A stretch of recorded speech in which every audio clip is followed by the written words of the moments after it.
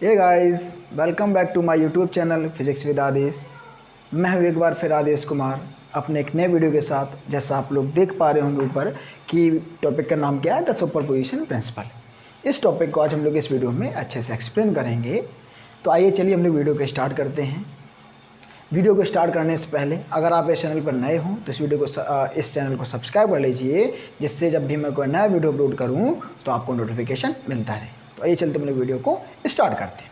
देखिए यहाँ पर सुपरपोजिशन प्रिंसिपल होता क्या, पहले इसको समझ लीजिए, फिर उसके बाद में इसकी डेफिनेशन अपने आप लिख सकते हैं। देखिए चीज़ों को जब समझ जाते हैं ना तो माइंड वो चीज़ सेट हो जाती है, फिर अपनी लैंग्वेज हम लोग उस चीज़ को लिख सकते हैं, रटना नहीं पड़ेगा उस डेफिनेशन को। ठीक है, तो देखिए हम लोग ऐसा होता है जो सुपरपोजिशन प्रिंसिपल ये उस टाइम के लिए है जब बहुत से चार्जेस जैसे Q1, ये रखा Q2, ये रखा मेरा Q3, ये रखा मेरा Q4, डॉट ऐसे ही मेरे Q5 रखे हैं। तो ऐसे बहुत से चार्जेस रखे हैं, अगर एक दूसरे पर अपना इफेक्ट डाल रहे हैं कि Q1 Q2 के बीच में फोर्सेस वर्क कर रहे होंगे। है ठीक है, कोई भी हो सकता है, अट्रैक्टिव हो सकता है, रिपल्सिव फोर्स भी लगा सकते हैं एक दूसरे में। तो उस टाइम के लिए मेरा सुपरपोजिशन प्रिंसिपल दिया गया। कब? जब कहा जाए कि Q1 पर जो Q3 Q2 Q5 Q4 की वजह से जितना जो टोटल फोर्स लगेगा उसको निकालना है, तो उसके लिए हमारा ये सुपरपोजिशन प्रिंसिपल दिया गया है। कब? जब बहुत से चार्जेस दिए हों एक साथ और उसमें किसी एक चार्ज पर मुझे टोटल फोर्स निकालना हो, तो उस टाइम के लिए मुझे क्या दिया गया? सुपरपोजिशन प्रिंसिपल दिया गया है। तो सुपरपोजिशन प्रिंसिपल के अकॉर्डिंग ये कहा गया है कि Q1 पर जो टोटल चार्ज होगा वो इसकी वजह से, Q5 की वजह से, Q2 की वजह से, Q3 की वजह से, Q4 की वजह से जो फोर्स लगेगा उन सभी का वेक्टर सम होगा। कैसा सम? वेक्टर सम, अलजेब्रिक सम नहीं। कैसा? Vector sum. वेक्टर सम का मतलब ये होता है कि मुझे वहाँ पे डायरेक्शन भी लेनी पड़ेगी। दैट मीन्स कि वहाँ पर मुझे विद साइन के लेके चलना पड़ेगा। जैसे यहाँ पर मान लीजिए यहाँ पर ये -4 न्यूटन अप्लाई कर रहा है, ये प्लस का 4 न्यूटन अप्लाई कर रहा है, ये प्लस का 5 न्यूटन, ये माइनस का 3 न्यूटन अप्लाई कर रहा है। तो उस पर टोटल जो फोर्स होगा वो कितना हो जाएगा? F1 इक्वल आ जाएगा मेरा माइनस का 3 लिखेंगे, फिर माइनस का 4 लिखेंगे, फिर प्लस का 4 लिखेंगे, फिर प्लस का 5 लिखेंगे। मुझे इससे मतलब नहीं केवल मैग्नीट्यूड लेके नहीं चलूँगा कि 3 4 4 5 लेके चल लें। तो मतलब क्या है, मुझे यहाँ पर विदसान के लेके चलना पड़ेगा। 4 से 4 कट के कितना आ गया? प्लस का 2 न्यूटन मुझे मेरे पास F1 निकल आया। समझ में आ गया होगा? ठीक है, तो इसी चीज़ को हम लोग क्या करेंगे, अब डेफिनेशन में कैसे लिखेंगे। देखिए हम लोग क्या लिखते हैं। देखिए क्या लिखेंगे, according to this, according to this क्या होगा? When number of charges are interacting, then total force on a given charge is the vector sum of the forces of all of the forces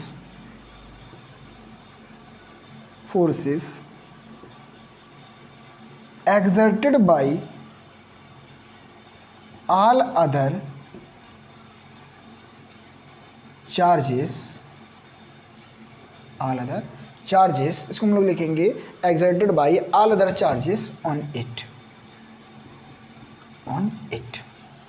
तो हमने वही चीज़ अभी पीछे बताई थी कि जो उसके आसपास जो चार्जेस मेरे प्रेजेंट होंगे उनकी वजह से जो फोर्स लगेगा उन सभी का कैसा होगा? वेक्टर सम आएगा, जो टोटल फोर्स उस किसी एक गिवन चार्ज पर मेरा होगा। तो मैंने लिखा कि वे number of charges are interacting, मतलब ये होता है कि बहुत से चार्जेस एक दूसरे पर अपना इफेक्ट डाल रहे हैं। इसका मतलब क्या है कि एक दूसरे को इफेक्टेड कर रहे हैं। है। तो उस टाइम पे क्या होगा, then the total force on a given charge, किसी एक चार्ज पर अगर पूछे कि कितना टोटल फोर्स लग रहा है वो किसके इक्वल होगा, is the vector sum of the forces exerted by all other charges, जो अदर चार्जेस है उनकी वजह से जो फोर्स एक्सर्ट हो रहा है उन सभी कैसा होगा, वेक्टर सम के इक्वल होगा।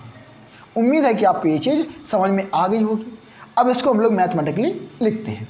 चलिए हम लोग जैसे हम लोग लैड कर लिया, हम जैसे लैड कर लिया, जैसे मान लिया हमने ये मेरा एक Q1 चार्ज है, इधर रखा मेरा Q2 चार्ज, इधर रख दिया मैंने Q3 चार्ज। ठीक ठीक, देखिए यहाँ पर लैड करेंगे, let Q1 Q2 Q3 dot dot dot Qn charges है, बहुत से चार्जेस एक साथ होंगे जिनके जो देखिए यहाँ पर जो पीछे सारे लोगों ने पढ़े होंगे कि डिस्टेंस जो वेक्टर होते हैं मेरे हैं, जिनके डिस्टेंस वेक्टर क्या है, इसका मैंने मान लिया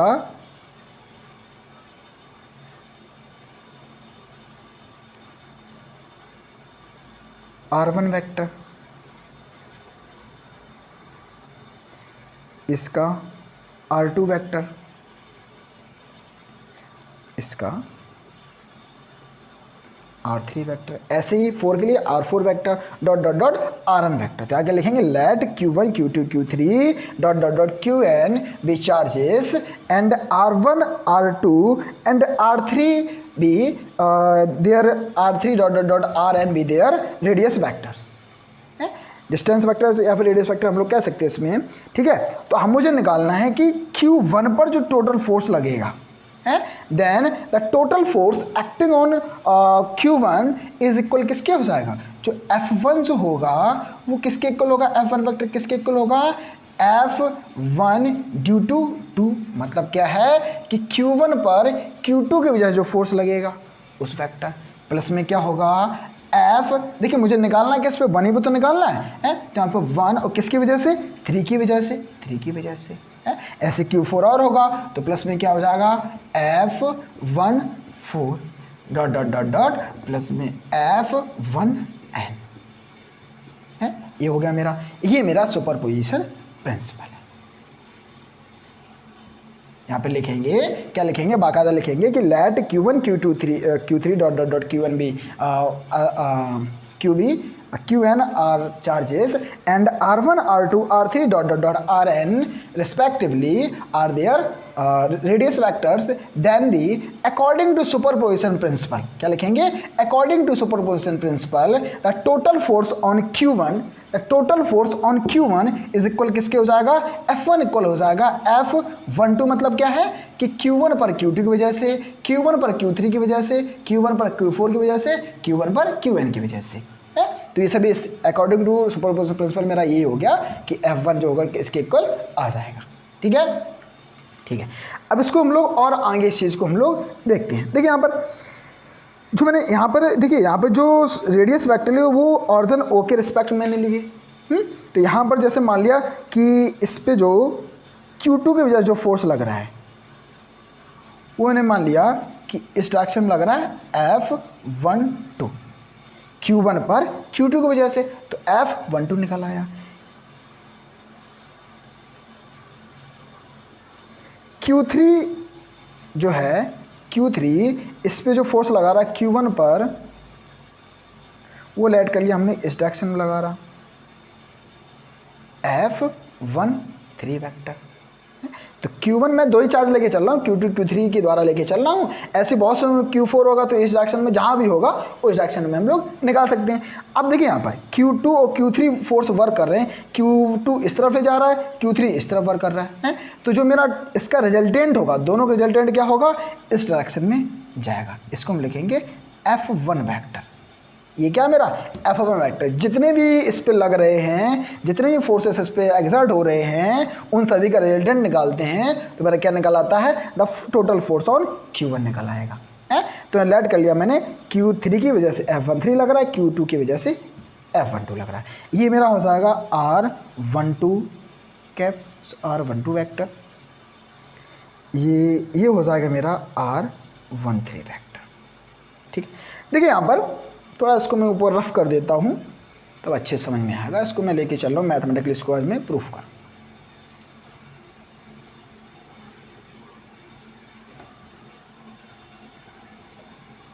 देखिए यहाँ पर Q1 पर मुझे टोटल फोर्स निकालना है तो Q1 टोटल फोर्स किसके इक्वल होगा, F13 plus F12 plus dot dot dot dot F1n। तो मैं अभी 2 लेके चल रहा हूँ, 2 का रिजल्टेंट लेके चलूंगा तो ये मेरा आएगा, ठीक है। F1 इनका मान लिया रिजल्टेंट है। अब देखिए इसके बाद हम समझ लीजिए कि R12 R13 क्या है। जो R12 वैक्टर है ये किसके इक्वल होगा, R1 वैक्टर माइनस के R2 वैक्टर है। R1 क्या है, Q1 का जो मेरा Q1 का रेडियस वेक्टर, R2 क्या है, Q2 का रेडियस वेक्टर। ये R12 क्या है, the distance between Q1 and Q2, वही तो है ना भाई। मुझे देखिए यहाँ पे जो मुझे फोर्स के लिए मुझे डिस्टेंस चाहिए होती है, तो जिन चार्जेस के बीच में फोर्स लग रहा है उन्हीं के बीच की डिस्टेंस मुझे चाहिए होती है। तो फोर्स तो Q2 और Q1 के बीच में लग रहा है, तो इनके बीच की डिस्टेंस मुझे चाहिए ना, तो क्या होगा वो R12 हो जाएगा। ऐसे Q1 और Q3 की डिस्टेंस क्या हो जाएगी, R13 किसके इक्वल होगी, R1 माइनस R3, ये किसके इक्वल हो जाएगी, R1 माइनस R2 के इक्वल हो जाएगी, ठीक है। इस चीज़ को आप ध्यान रखिएगा, ये भी आगे यूज़ होगा इस चीज़ का, ठीक है। R13 इक्वल हो जाएगा मेरा R1 माइनस R3। ऐसे ही R1n जो किसके इक्वल हो जाएगा, R1 माइनस Rn, ठीक है, ठीक है। अब हम लोग निकालते हैं F1 निकालते हैं। क्या निकालते हैं हम लोग, अब F1 निकालेंगे।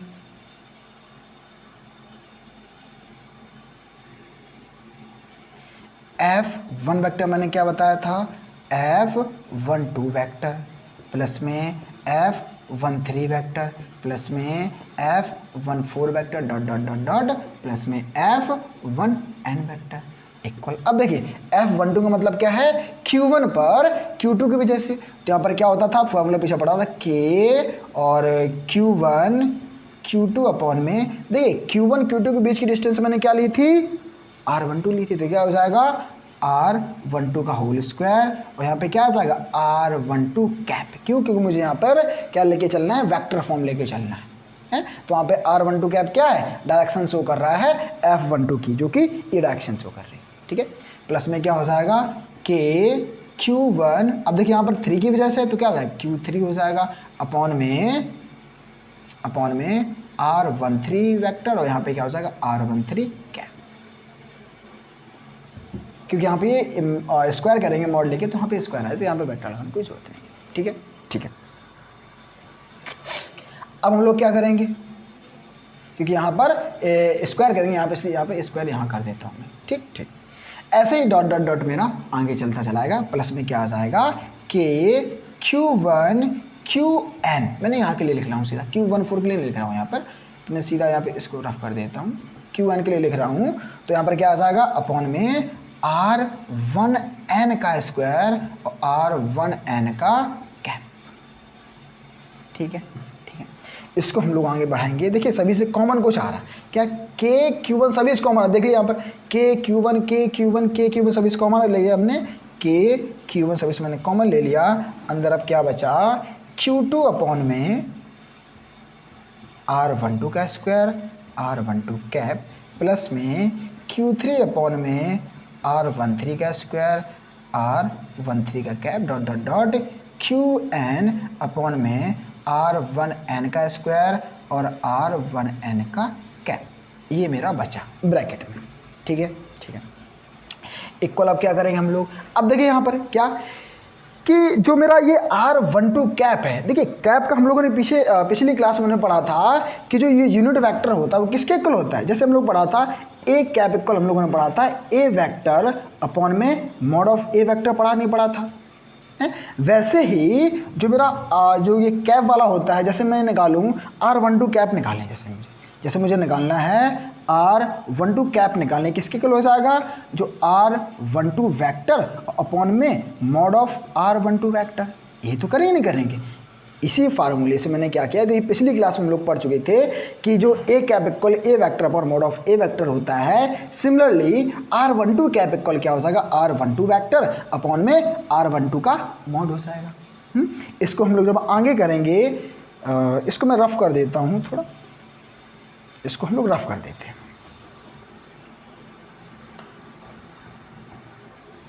देखिए यहाँ पर जो R12 कैप अब इक्वल, देखिए R12 क्या लिखेंगे, R1 माइनस R2 लिखेंगे, तो क्या हो जाएगा R1 vector minus R2 vector upon में, ऐसे ही मॉड में क्या हो जाएगा R1 वेक्टर माइनस का R2 वेक्टर।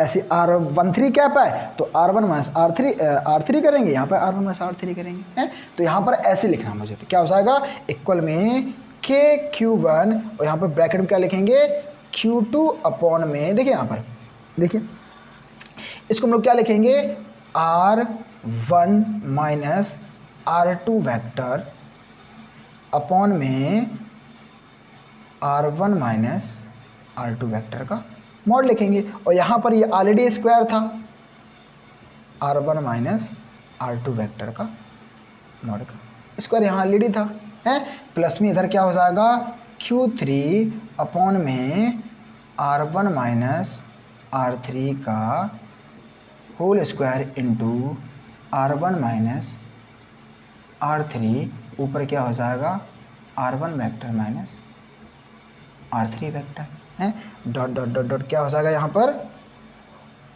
QN और अपॉन में R1 माइनस RN का होल स्क्वायर इंटू में R1 vector minus RN vector upon में mod of R1 vector minus R1 vector minus RN vector.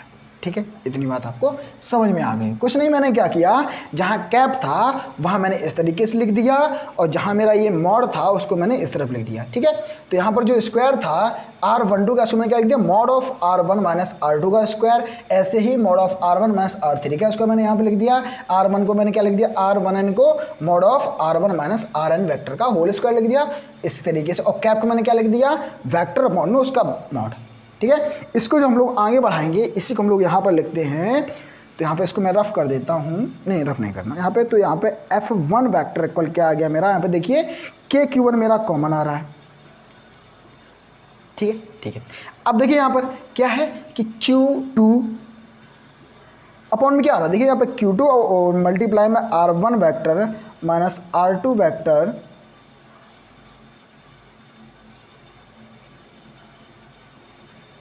Upon में,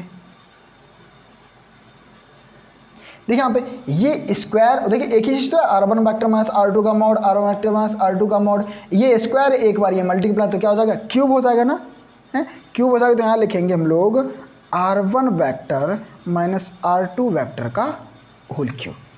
ठीक है, ऐसे प्लस में क्या हो जाएगा Q3 R1 vector minus R3 vector upon में क्या हो जाएगा R1 vector minus R3 vector का मॉड का whole cube, dot dot dot dot plus में क्या हो जाएगा QN अपॉन में R1 माइनस RN मॉड का होल क्यूब इंटू में R1 vector minus R3 vector. ठीक है, ठीक है, इसको हम लोग अब क्या करेंगे समेशन में लिखेंगे। क्या देखिए सभी में एक चीज़, एक ही फॉर्म के सभी लोग हैं कि जितने भी सभी अंदर टर्म्स सभी एक ही फॉर्म के हैं, तो मैं क्या करूँगा आप समेशन में लिख सकते हैं इस चीज़ को है। देखिए क्योंकि KQ1 सभी में कॉमन है, तो K की वैल्यू क्या होती है 1/4 पाई एप्सिलॉन नॉट इंटू में Q1। अब अंदर क्या है, देखिए अंदर हम लोग क्या करेंगे समेशन लिखेंगे।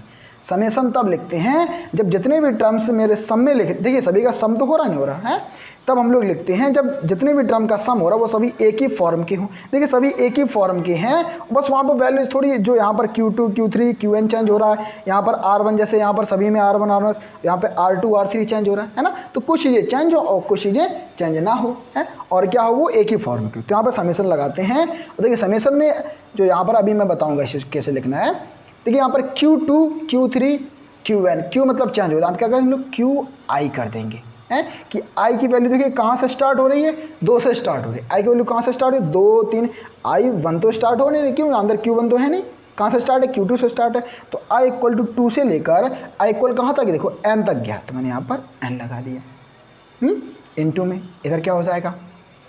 देखिए R1 तो सभी में है, R1 सभी में है, तो यहाँ क्या लिखूँगा मैं R1 वेक्टर माइनस फिर क्या लिखेंगे, देखिए यहाँ पे आगे वाला चेंज हो रहा है R2 R3 RN, सॉरी यहाँ पर RN है, ये चेंज हो रहा है, तो क्या करेंगे हम लोग RI वेक्टर ये लिखेंगे। जो चेंज होता है वहाँ मैंने आई लगा दिया, और आई की वैल्यू कहाँ से देखिए 2 3 से लेके n तक है, तो 2 से लेके n तक।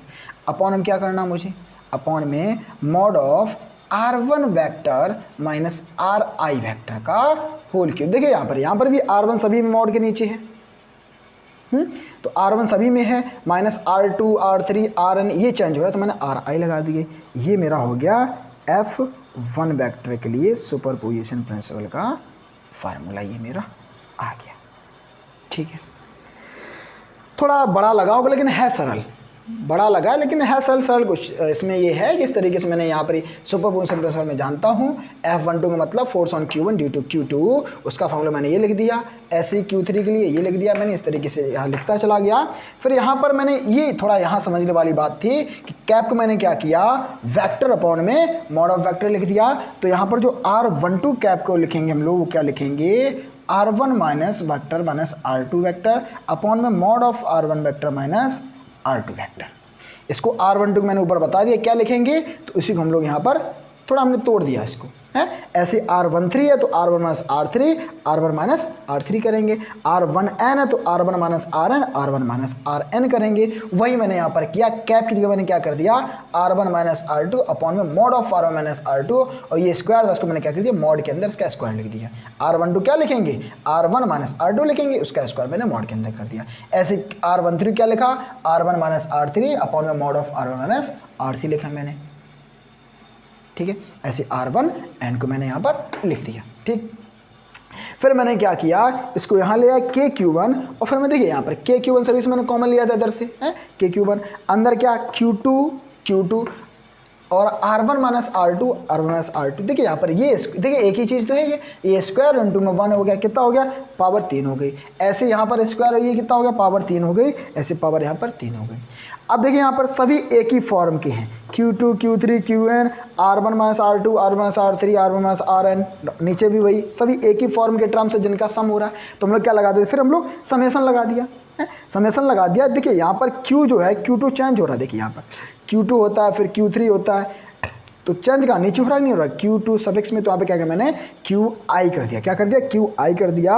और I की वैल्यू कहाँ से स्टार्ट, देखिए यहाँ पर 2 से स्टार्ट है, क्योंकि सम तो इतने ही का तो मैं कर रहा हूँ, तो यहाँ पर I की वैल्यू 2 से स्टार्ट है, 2 3 कहाँ तक गई, वो n तक, तो I की वैल्यू 2 से स्टार्ट हो गई, कहाँ गई, कैपिटल N तक गई।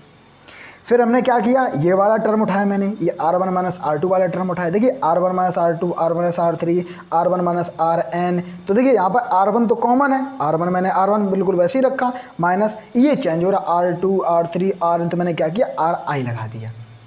फिर अपॉन में क्या है, अपॉन वाला ये टर्म लिया मैंने, R1 माइनस R2 का क्यूब R1 माइनस R3 का क्यूब R1 माइनस R4 का क्यूब Rn का क्यूब। तो मैंने क्या किया, देखिए यहाँ पे R1 सभी में कॉमन है, वही मैंने किया R1 कॉमन है, माइनस ये R2 R3 Rn चेंज हो रहा था, तो मैंने क्या किया Ri यहाँ पर कर दिया, उसका होल क्यूब कर दिया। तो मेरा ये सुपरपोजिशन प्रिंसिपल के थ्रू F1 की मेरी वैल्यू आ गई।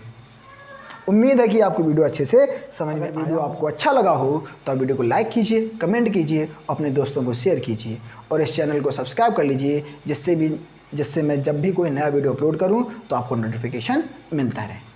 So thank you very much.